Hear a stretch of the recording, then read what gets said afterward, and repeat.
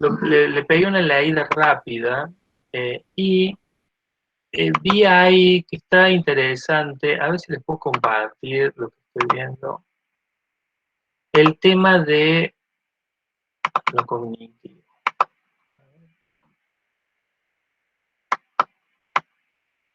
Porque, digamos, está como bastante clarito eh, el tema de los factores cognitivos, digamos, que cuando uno habla de cognitivo o de capacidades cognitivas, son las capacidades mentales que tenemos las personas para procesar la información. En realidad la información en nuestro cerebro, primero hay que recibirla, ¿no? Piensen como si fuera una computadora, ¿no? La información ingresa a una computadora, de alguna forma ingresa. Eh, Generalmente, bueno, por ejemplo, ahora una información a mi computadora está ingresando por la cámara y por el micrófono, ¿no? Digamos, hay capacidades cognitivas que se encargan de eso, de receptar la información. Después hay capacidades cognitivas que se encargan del segundo paso, que es de procesar, de interpretar, ¿no? La información y de organizarla, darle un orden. Bueno, esto va primero, esto va segundo, esto es importante, esto no es importante. Eh, Esto lo agrupo con aquello, esto lo agrupo con aquello otro, bueno, lo va organizando, lo va procesando, y después también están las funciones cognitivas del almacenamiento, que son los distintos tipos de memoria.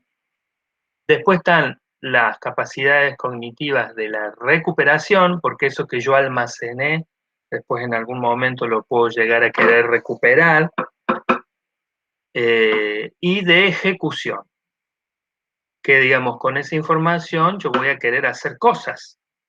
Entonces también tengo que organizar un plan de acción, y ejecutarlo.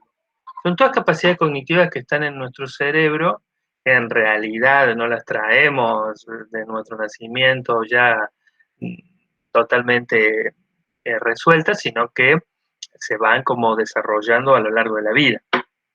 Eh, pero justamente estas funciones cognitivas son las que se ven afectadas en las demencias en general, en algunas demencias un poco más y en algunas demencias un poco menos. Porque en el cerebro, como yo les contaba en la clase pasada, además de lo cognitivo, está lo afectivo, ¿no? Que es el estado de ánimo y las emociones, ¿no? Hay demencias que afectan más a lo emocional, a lo afectivo, hay demencias que afectan más a lo cognitivo, y hay demencias que afectan a todo por igual, digamos. Pero en este material está como explicado un poco el tema de lo cognitivo, ¿no? Porque, digamos, el envejecimiento normal, como dice acá, va afectando indefectiblemente las funciones cognitivas. Es decir, por ejemplo, la velocidad para procesar la información no es la misma cuando somos jóvenes que cuando somos adultos mayores, la capacidad también para recordar, pero sin embargo, en el envejecimiento normal, estos deterioros cognitivos son lentos, bien progresivos, ¿no? Y no afectan demasiado al desenvolvimiento social de la persona. Nosotros cuando hablamos de demencia, hablamos de que los deterioros cognitivos son profundos, son bien marcados y van afectando cada vez más el desenvolvimiento de la persona y lo va incapacitando para distintas tareas. Eh,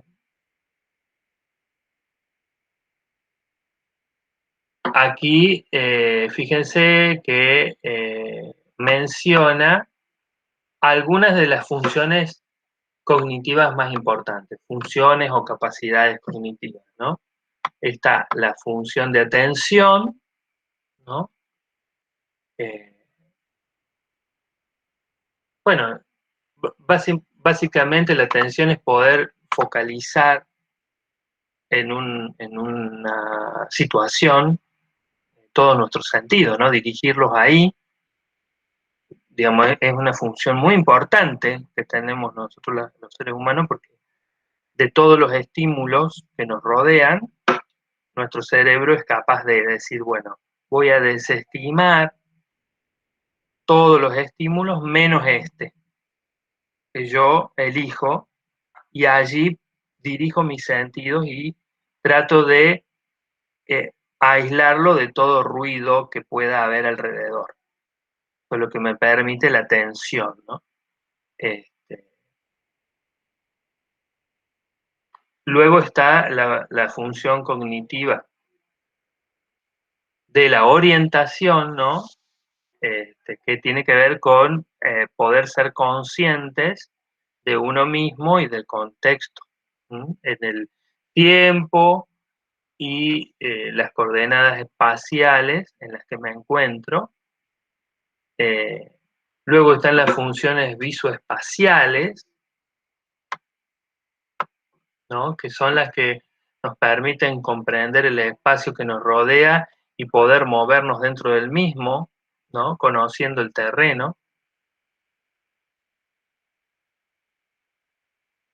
Y las funciones ejecutivas, que es lo que yo les decía, ¿no? La función ejecutiva, la palabra ejecutiva tiene que ver con esto de la ejecución, ¿no? Es decir, cómo organizar un plan para llevarlo a cabo y lograr el objetivo propuesto, ¿no?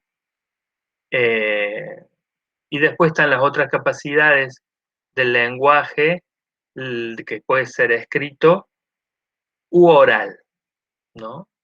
Digamos, todas, dependiendo de cada demencia, vamos a ver eh, algunas o todas de estas funciones cognitivas afectadas. Eh, por ejemplo, el Alzheimer es una patología, una demencia, donde afecta mucho la función ejecutiva de la memoria. Y allí, digamos, tenemos que también hacer la salvedad de que la memoria no es una sola, seguramente esto lo pueden haber leído, hay distintos tipos de memorias. Está digamos, la memoria a corto, a mediano y a largo plazo. Y están las memorias ejecutivas, que son, digamos, en una computadora esto también, digamos, es así. Digamos, la computadora tiene la memoria RAM y la memoria ROM. Bueno, nuestro cerebro, digamos, porque las computadoras en general han sido fabricadas copiando un poco el modelo de nuestro cerebro. No sé si eso lo sabían, digamos. A medida que fuimos descubriendo cómo funciona el cerebro, fuimos tratando de replicarlo en estos aparatitos, digamos. Bueno, y nuestro cerebro también funciona así como la computadora en cuanto a la memoria, es decir, de toda la información que yo voy a retener, es como que le voy dando dos categorías distintas.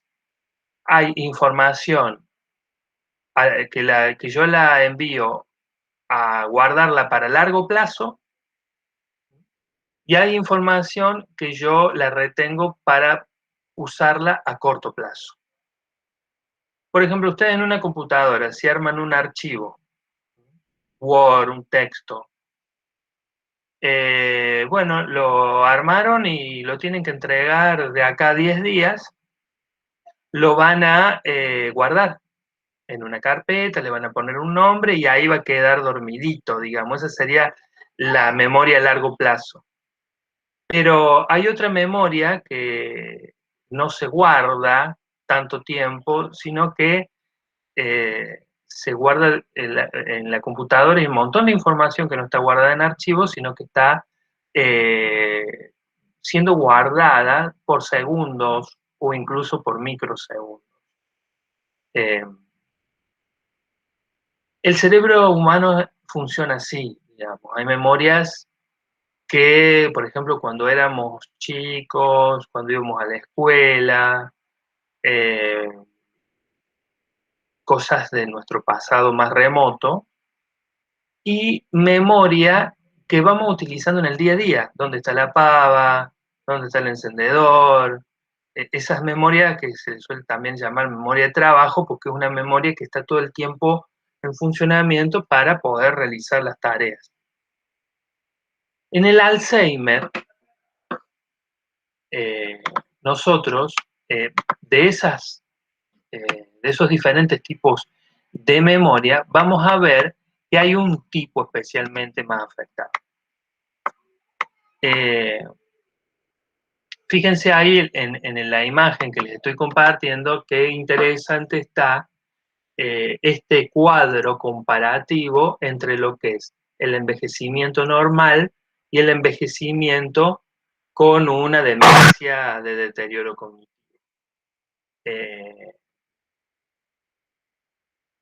Porque en realidad, fíjense ahí en el primer renglón, dice que en un envejecimiento normal a uno le falla el recuerdo de algo que sucedió hace un año, es decir, estamos hablando de la memoria a largo plazo. Mientras que en un envejecimiento con demencia, lo que no se recuerda es una conversación reciente. Por ejemplo, puedo yo, si tengo deterioro cognitivo, puedo yo no recordar lo que estuvimos hablando con Carolina hace 5 o 10 minutos. Entonces ahí lo que está afectado es la memoria a corto plazo. ¿Mm? Bueno, ahí va dando distintas otras opciones, ¿no? Este, que Profe, ¿y qué pasa, por ejemplo, cuando vos estás realizando algo que pensando en otra cosa o con la cabeza puesta en otra parte y vos decís, ay, pero si no me acuerdo lo que estaba haciendo, no recuerdo lo que... Cuando es como que tenés dos acciones a la vez y recordás una, puede ser también un tipo de memoria. sí, es la memoria de trabajo, digamos. Pero generalmente, digamos, ahí lo que falla es la atención. Porque Claro, para que la memoria funcione bien, digamos, todas las funciones cognitivas se complementan unas a otras, digamos. Para que la memoria funcione bien, necesita eh, que la atención y la orientación funcionen bien, digamos, porque a veces no podemos recordar, no porque no podamos traer de nuevo la información a nuestra conciencia, sino que porque no la registramos bien. ¿Mm? Es decir, al inicio del proceso, donde debíamos registrar y grabar bien la información, no lo hicimos porque no prestamos suficiente atención. O porque esto también suele pasar, eh, las funciones ejecutivas, ¿no? Están fallando porque, digamos, estoy haciendo o pretendiendo hacer una tarea, más de una tarea al mismo tiempo. Entonces, obviamente que la atención y eh, la retención de la información van a caer en cuanto a calidad, porque siempre es mejor, obviamente, ir ocupándose de una cosa y después de la otra. A mí me Sobre, pasa que a veces voy ¿sí? a la cocina y no sé para qué voy. Claro, claro. Lo que pasa es que estás pensando en otra cosa, digamos. Claro. Sí, seguramente. Digamos, tu atención no está puesta en ir a la cocina, está puesta en otra cosa. Exacto. Este, eh, esas cosas son como muy normales, ¿no? Lo que nosotros tenemos como ventaja, digamos, nosotros quienes no tenemos una enfermedad demencial, tenemos la posibilidad de recuperarnos de esas lagunas o de esas desorientaciones. Quien tiene una demencia no puede recuperarse, queda atrapada en esos vacíos. ¿Mm? Y eso es lo que a la persona la angustia, no poder resolver la falla cognitiva que le está ocurriendo.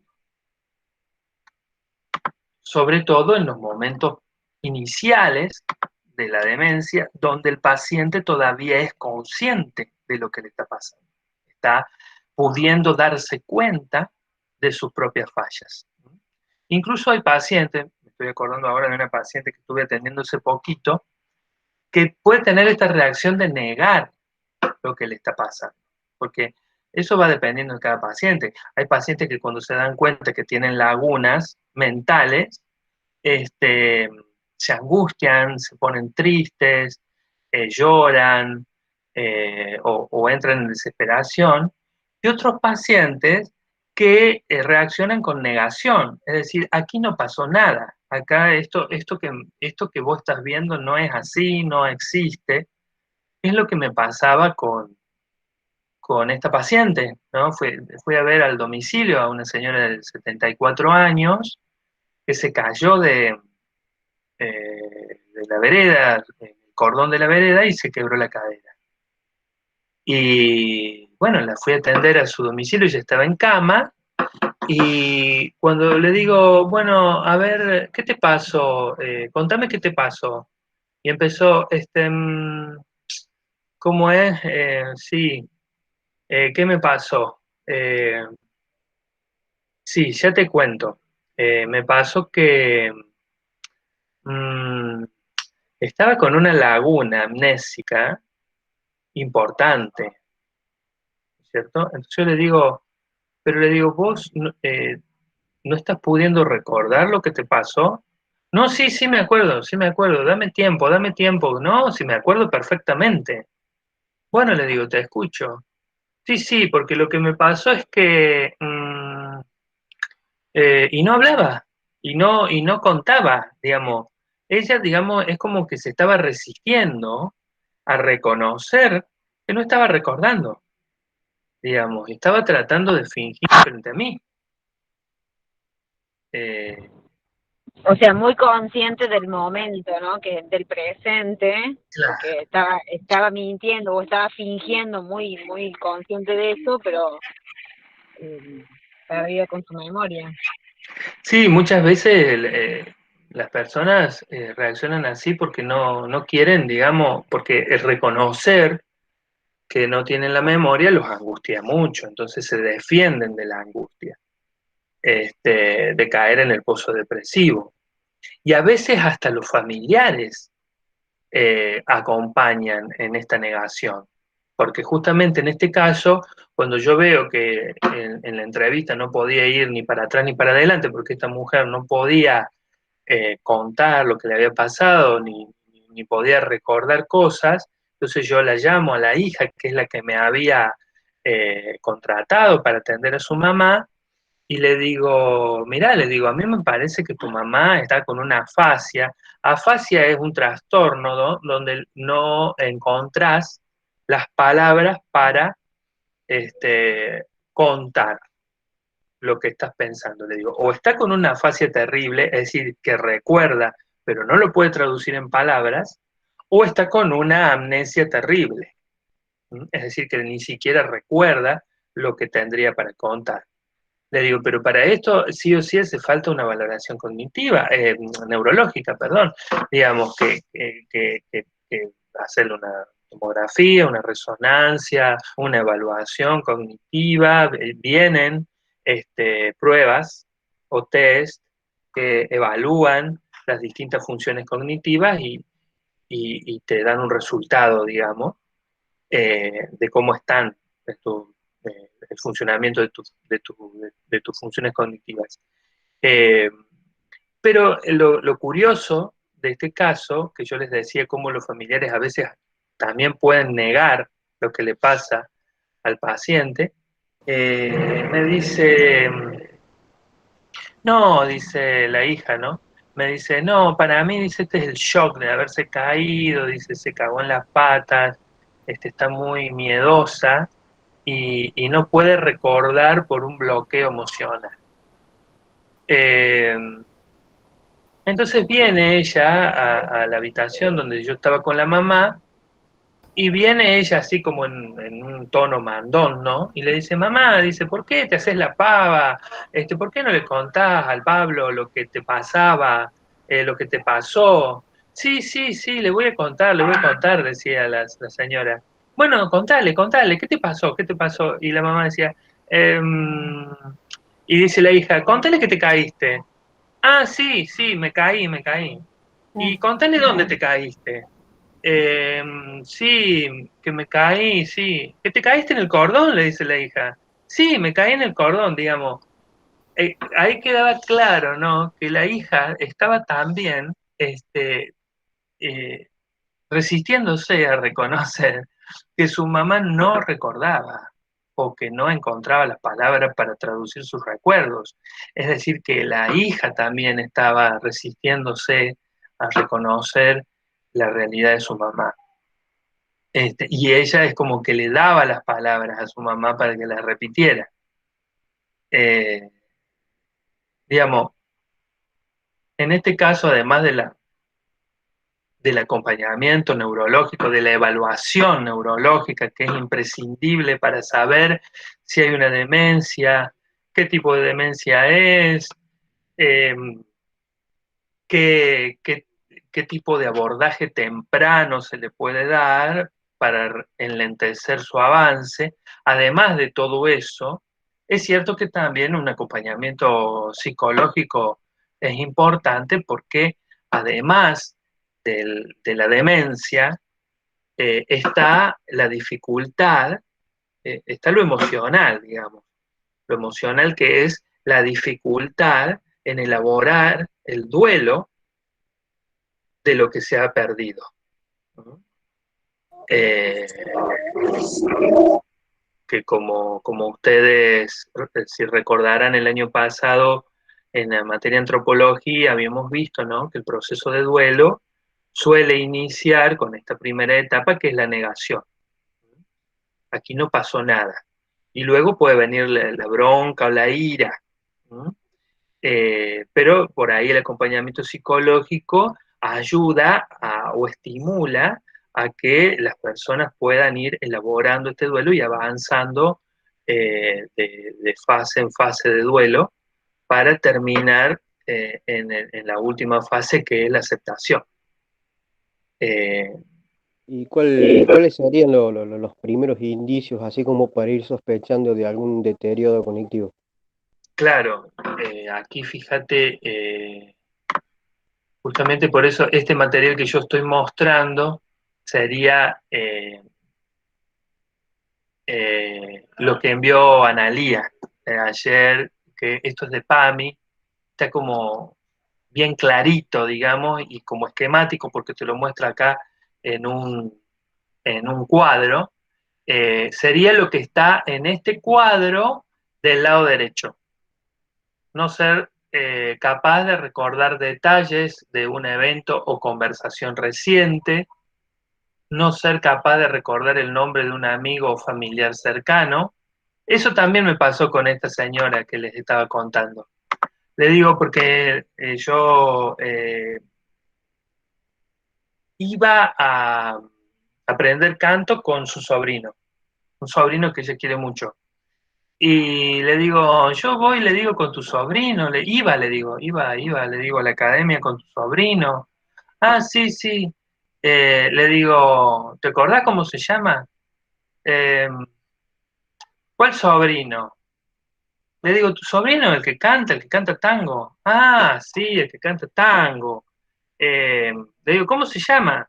Y no me podía decir el nombre. Digamos, una persona que después la hija me comenta que va todos los días a la tardecita, este sobrino va a ayudar a su hija a acomodarla en la cama, porque como ella no se puede mover, este sobrino ayuda a movilizarla, a dar la vuelta, higienizarla, evidentemente que no se estaba pudiendo acordar el nombre de una persona que está viendo todos los días. No es un sobrino que ve una vez al mes.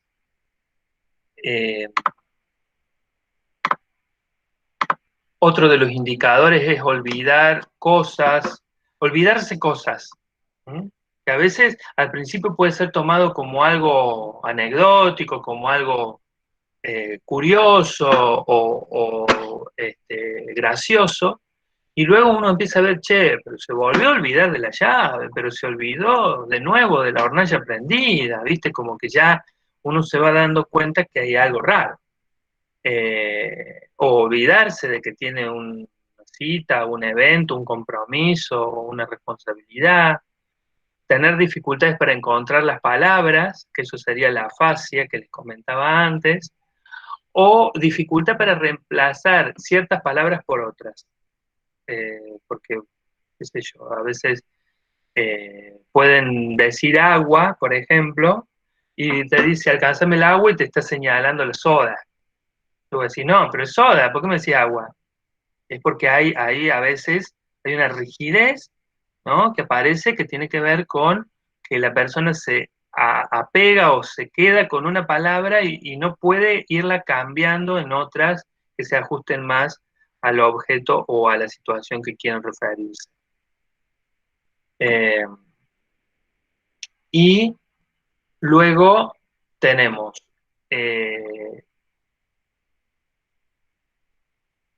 la falta de conciencia. Esto no está en todas las demencias, eh, pero en algunas demencias ocurre esto. Todos están preocupados por los cambios cognitivos del paciente, menos el propio paciente, es decir, falta de conciencia de su enfermedad, ¿no? En este caso, si eso existiera en el paciente, el diagnóstico es más, ¿cómo decir?, grave, digamos. Eh, digamos, ¿qué quiero decir con grave? Cuando el paciente, digamos, es consciente de lo que está pasando, si bien por un lado puede llegar a angustiarse mucho y puede caer en un pozo depresivo, pero son pacientes que van a tomar recaudos, van a tomar estrategias para compensar las fallas cognitivas que tengan. Es decir, vamos a tener un paciente colaborador que le podemos enseñar estrategias o tips para reforzar la memoria, para reforzar la orientación en tiempo y espacio, etc. Pero cuando tenemos pacientes que no pueden ser conscientes de sus déficits, pues allí el pronóstico es más complicado porque estamos con un paciente que no va a poder colaborar y con un paciente que está más en riesgo, digamos, porque puede verse en situaciones complicadas donde está en riesgo su propia salud o la de los demás. Por ejemplo, yo a un paciente que es consciente de su falta de memoria le puedo decir, bueno, mira, ¿sabes lo que vamos a hacer? Cada vez que prendas la hornalla, por ejemplo, no sé, vamos a poner un recordatorio en el celular para que suene y que diga el recordatorio, revisar si las perillas están cerradas, qué sé yo. Digamos, podemos encontrar esa estrategia para que el paciente pueda ir y revisar a ver si está todo bien. Pero un paciente que no es consciente de que se olvida, no le podemos dar esa estrategia, vamos a tener que tener una persona permanentemente cuidándola. Esto Yo he sobre visto, todo. Sí, yo he visto ejercitaciones así más de todos en ancianos, de que los hacen pintar. Hacen claro. pintar la casa, el sol, ya, si el sol lo pintan marrón, estamos al horno. Sí, Eso es lo que he visto que hacen eso. claro. Sí, muchas veces son esos ejercicios rutinarios, ¿no es cierto? Que tienen que ver con aprender a recordar cada día cosas que supuestamente ya sabían.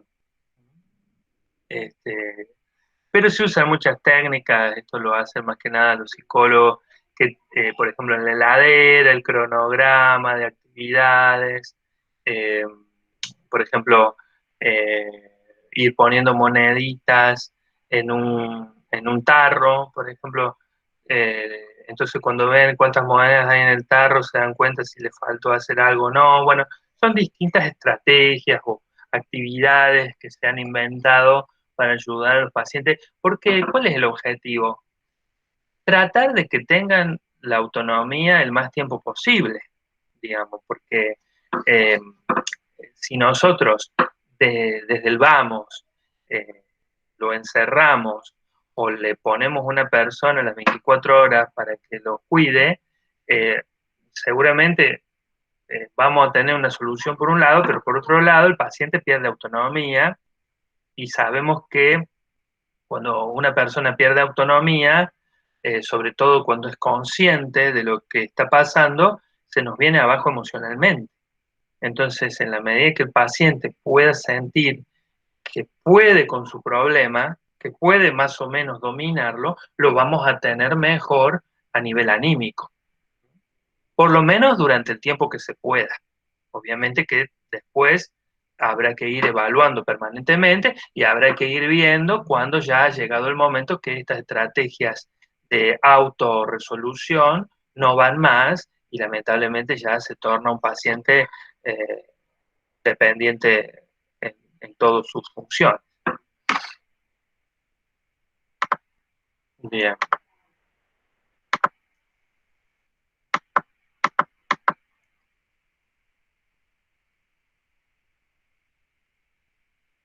Los cambios, digamos, los cambios en la personalidad no son deterioros cognitivos, pero, como yo les expliqué la clase pasada, hay ciertas zonas, áreas del cerebro que se encargan de mantener la conducta racional, ¿no? Es decir, la conducta de autocontrol y la conducta de represión, ¿no? De represión de los impulsos. Cuando las demencias, que generalmente son las demencias frontotemporales o las demencias vasculares, que son las que suelen afectar estas áreas del cerebro, obviamente aparece una personalidad que se le suele decir agresiva, que se le suele decir desinhibida, ¿no? Porque aparecen comportamientos sexualizados en cualquier momento, en cualquier lugar, de cualquier forma. A veces, digamos, los comportamientos sexualizados pueden ser fuera de lugar, es decir, o pueden ser comportamientos sexuales bizarros, es decir, eh, como les decía antes, ¿no? Una conducta zoofílica, es decir, querer tener sexo con el perro, con el gato, con la mascota, digamos, o desnudarse o insinuar. A veces, sobre todo esto lo he visto yo en pacientes varones, la desinhibición es verbal. El paciente demenciado empieza a hablar de manera ordinaria, eh, con muchas palabras feas, malas palabras, este, y siempre generalmente referidas a lo sexual. Bueno, todas las palabras que ustedes se puedan imaginar, no hace falta que yo las mencione, ¿no? Referidas a lo sexual, ¿no? Que a veces no tienen la intención de proponer una relación sexual o un contacto sexual, sino que hablan así, hablan a veces este es el primer síntoma que tenemos de un paciente demenciado. Cuando una persona que fue siempre educada, que siempre habló, que siempre con cuidado, de repente empieza a ser grosero, a hablar con groserías, ¿no? Y esto puede ser el indicio de estas áreas cerebrales que están perdiendo su capacidad de inhibición, ¿no? Eh, Esos serían, digamos, los cambios en la personalidad más comunes que se observan en las demencias, o si no también en esta irritabilidad, ¿no? En una persona que siempre fue calma, que siempre fue controlada y comprensiva y de repente se pone nerviosa por cualquier cosa, todo le molesta. A veces estos cambios de la personalidad son los primeros, ¿eh? A veces depende qué demencia y qué paciente, primero empezamos a ver cambios en la personalidad, con esto de la irritabilidad, la desinhibición, y posteriormente aparece el problema en la memoria, en la atención o en la orientación. Sí. Necesito retirarme. Quería avisarme. Bueno, Liliana, no hay problema. Que estés bien. Bueno, gracias. Chao. Bien.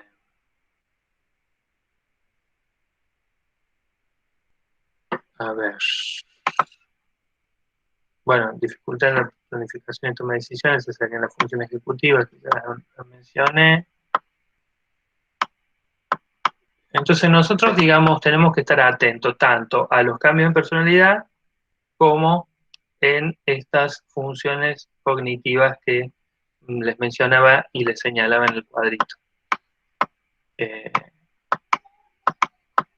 Fíjense que la incidencia del Alzheimer, es decir, de todas las demencias que ocurren, el Alzheimer está en el ranking número 1, digamos, es la demencia más típica. Fíjense que acá el material les plantea que está alrededor del 70% de todas las demencias son Alzheimer. Entonces, eso es un dato que también nos puede servir, digamos, para tener en cuenta que si nosotros tenemos un paciente que empieza a manifestar deterioros, ya sea en la personalidad o en lo cognitivo, lo primero que tenemos que sospechar es un Alzheimer por el nivel de casuística que hay en las estadísticas. Obviamente que seguramente no va a ser, no tiene por qué ser un Alzheimer, pero en términos de probabilidades, yo creo que corresponde empezar a sospechar por ese tipo de demencia. Y si no, puede ser, como habíamos visto, la vascular, la frontotemporal o la vascular. Ahí está, las demencias vasculares. Las demencias por cuerpos de Lewy es otra, ¿no? Que es similar al Parkinson.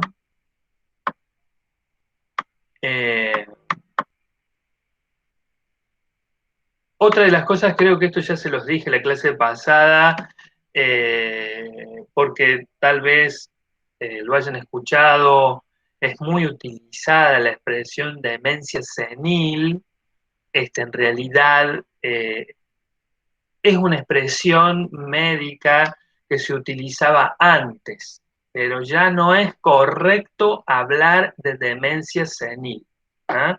Porque la demencia senil es un concepto que se basa en que las demencias ocurren porque la persona es vieja, porque senil quiere decir viejo, ¿ah?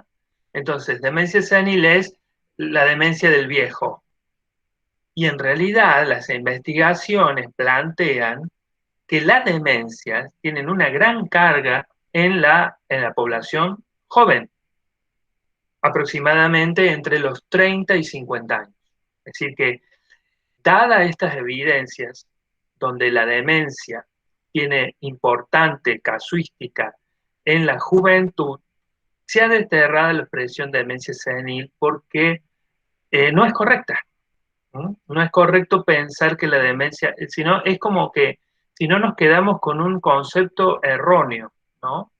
Eh, ese concepto erróneo nos puede llevar a preocuparnos por la demencia solo cuando la persona es vieja. Y puede llevarnos a confiarnos demasiado cuando la persona es joven. Es decir, que no podamos ser capaces de detectar demencias en personas jóvenes. Entonces, en eso hay que tener cuidado, porque a veces nosotros muchas conductas de deterioros cognitivos o de cambios de la personalidad en personas jóvenes no las tenemos asociadas a la demencia y se nos pasan por alto. Entonces, me parece importante que reforcemos esa reconsideración de las demencias seniles como un concepto ya expirado.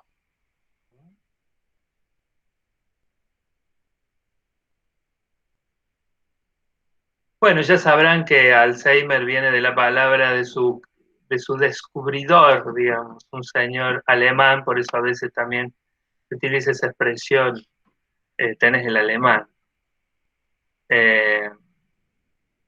Digamos, porque antes los síntomas que hoy son atribuidos al Alzheimer eran atribuidos a la demencia vascular.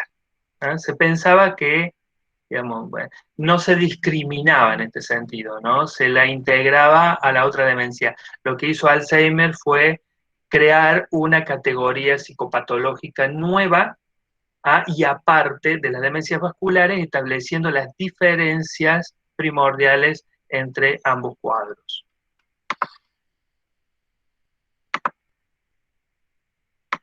Ahí tienen la foto del señor, por si lo quieren conocer.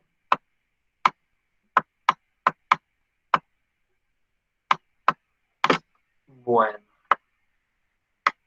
Fíjense que aquí están los factores de riesgo de la enfermedad, porque esto tiene que ver con las acciones preventivas, ¿no? Es decir, en la medida que podemos identificar factores de riesgo, podemos tratar de abordarlos preventivamente en las acciones de salud, sobre todo en las acciones de salud comunitaria, ¿no? Los divide aquí en este cuadro entre factores de riesgo no modificables, es decir, que van más allá de nuestros comportamientos, y de factores de riesgo modificables, ¿no? Que tienen que ver con los estilos de vida. Como veremos, ¿no? La salud cardiovascular, los riesgos cardiovasculares, la hipertensión, la diabetes, el colesterol, el tabaquismo y la obesidad, que son hábitos, son estilos de vida que son modificables, y en la medida en que se puedan modificar, permiten mayores expectativas de una vida sin demencias. Los controles, ¿no? La conducta de autochequeo, y las dietas. Fíjense ustedes que las dietas ricas en grasa son las que más asociadas están a los riesgos cardiovasculares. Y también un estilo de vida, fíjense ustedes que dice ahí abajo, mantener la mente activa, ¿no? Y evitar la soledad o el aislamiento. Digamos, tiene que ver con una actitud de vida donde la estimulación mental sea prioritaria. Creo que esto también se los mencioné en la clase pasada, digamos, porque se ha encontrado en evidencias científicas que es más probable el Alzheimer en personas que no cultivan su mundo intelectual, ¿ah? Que por ahí no leen, que no sé, no hacen un curso o aprenden algo nuevo, que no están interconectadas con otra gente, que no reciben información, que no leen el periódico, que no están informados de lo que pasa en el mundo, de las noticias, ¿no? Esas personas tienden a aparecer en las estadísticas con mayores niveles de incidencia de la enfermedad. Por eso se dice, ¿no? Que no sé si será tan cierto, ¿no? Pero todo el mundo, o mucha gente dice que Mirta Legrand ha logrado esta lucidez mental a pesar de haber traspasado la barrera de los 90 años, porque todo el tiempo ha estado pendiente de mantenerse informada y siempre actualizada con todo lo que va ocurriendo.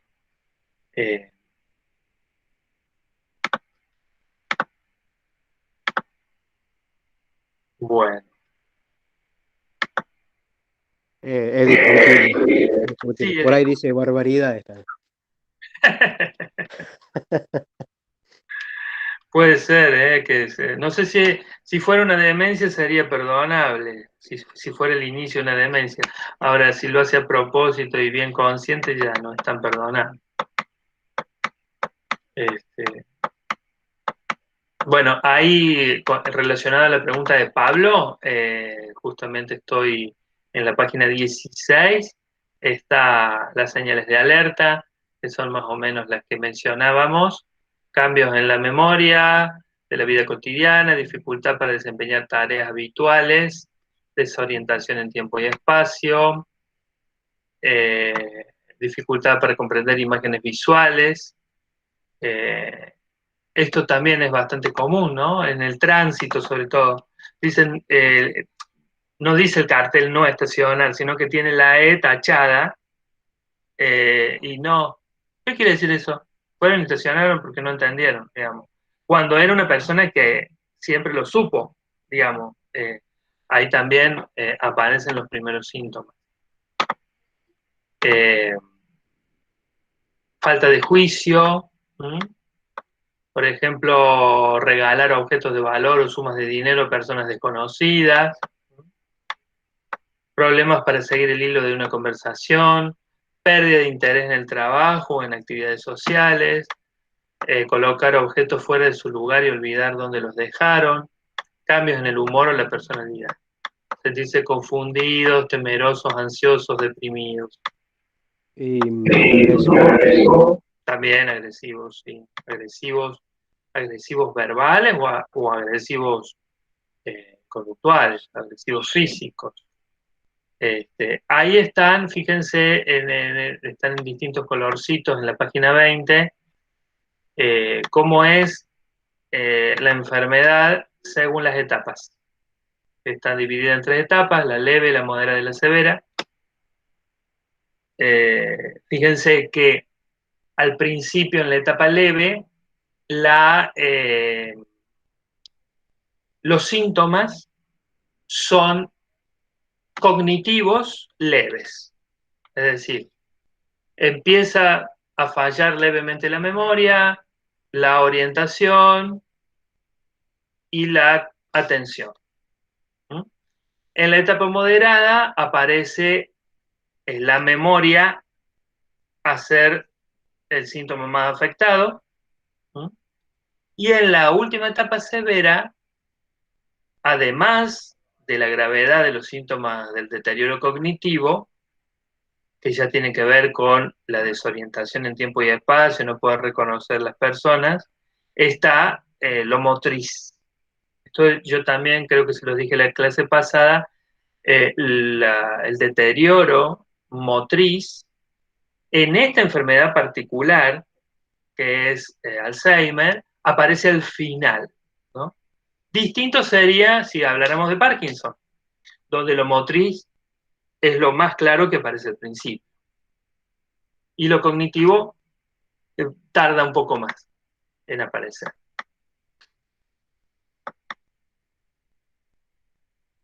Bueno, yo creo que ya con eso está. Sí, ahí da unos tips de qué podemos hacer. Bueno, con todo el tema de la incontinencia, eso está más en la etapa avanzada de la enfermedad, sobre la sexualidad, siempre tratar de cuidar la autoestima, ¿no? Del paciente, que se ve muy vulnerada por los síntomas que la persona padece, siempre teniendo en cuenta que hay que cuidarlo al paciente, no solo de lo físico, sino de lo emocional, de algo que yo creo que ya lo deben tener en claro desde el año pasado que vengo machacando con esto. A veces, digamos, no por esto del cuidado físico, descuidar, ¿no?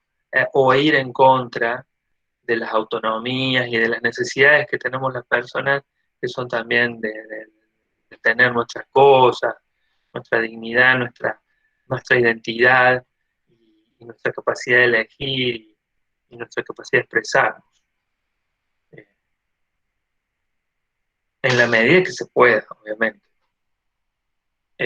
Bueno, con eso, no sé si tienen alguna pregunta, alguna duda.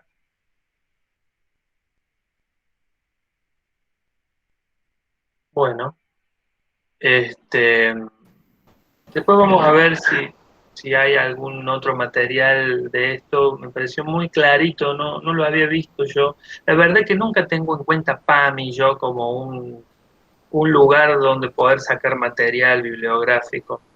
Ya me voy a fijar si hay algún material de alguna otra demencia.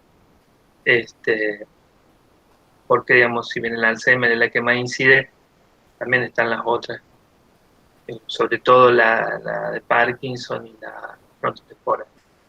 Pero hay muchos aspectos que tienen que ver con los cuidados que son muy parecidos o comunes a todas las demencias y a otros que son más específicos. Bueno, listo por hoy entonces. Bueno, profe. Nos vemos la Bueno, semana profe. que viene. Gracias. Nos Bueno, vemos, nos gracias. vemos. Chao, chao. Hasta luego.